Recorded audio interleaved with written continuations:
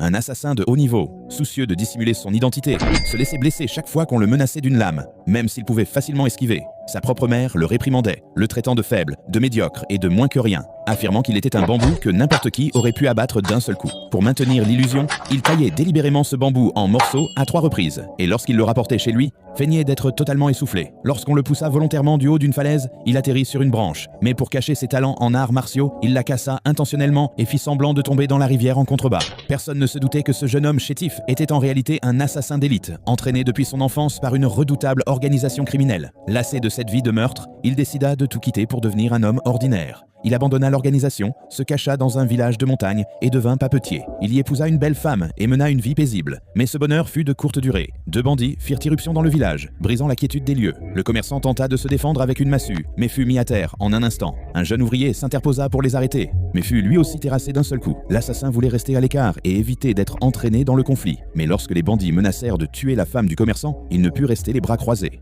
Il se précipita et maîtrisa les 2 bandits en quelques mouvements. Malgré leurs efforts, ces derniers ne parvinrent pas à se libérer de son emprise. Les 2 criminels étaient abasourdis. Leur talent de combattant, dont ils avaient toujours été si fiers, était totalement impuissant face à lui. L'un d'eux dégaina son épée. Dans la confusion, Bond, notre héros, feignit de se blesser en se faisant trancher accidentellement le lobe de l'oreille. Craignant que son subordonné n'aggrave la situation et ne révèle ses capacités, le chef bandit le repoussa d'un coup de pied et le projeta contre le mur avec une telle force que le choc fit claquer les portes et les fenêtres. Bond rampa au sol, faisant semblant de vouloir s'échapper. Voulant faire ses preuves, le subordonné se jeta sur l'un des villageois pour essayer de le tuer, mais il finit par se fracasser la tête contre le coin d'une armoire et mourut sur le coup. Fou de rage, le chef traîna Bond dans l'eau et le battit sauvagement. Soudain, le chef fut frappé par un coup invisible. Son corps se figea et il s'effondra dans l'eau, mort. Un décès étant survenu dans le village, les autorités dépêchèrent rapidement un enquêteur. Lorsque le médecin légiste examina le corps, il ne trouva aucune trace de blessure mortelle. Pourtant, la nature étrange de cette mort attira l'attention d'un officier de police. Après vérification, il découvrit que le chef décédé était un criminel recherché extrêmement dangereux, mort de manière inexplicable entre les mains d'un simple villageois. L'agent se rendit sur les lieux pour chercher des indices. Il tomba sur une dent gâtée, extraite de la bouche du bandit et posée dans une jarre de vin. Il remarqua également que les yeux du chef bandit étaient injectés de sang, signe évident d'un violent coup porté à la tempe. La tempe contrôle le rythme cardiaque. Lorsqu'elle reçoit un choc suffisamment violent, le cœur s'arrête instantanément. L'officier convoqua alors Bond et lui demanda de reproduire exactement ce qui s'était passé ce jour-là. Bien que Bond tenta de masquer la vérité, l'officier pressentit que quelque chose ne collait pas. Son esprit recoupa les indices et il comprit la supercherie. Les bandits n'avaient pas pu s'échapper parce que Bond avait utilisé des arts martiaux extraordinaires pour les neutraliser. L'oreille de Bond n'avait pas été tranchée par accident, mais parce que Bond avait utilisé son énergie interne pour soulever la tête du chef d'environ 2 cm au bon moment. Lorsqu'il avait été projeté contre le mur, c'était une ruse pour empêcher les villageois de voir ce qui se passait réellement à l'intérieur, utilisant sa force pour faire claquer les portes et les fenêtres afin de masquer les bruits de combat.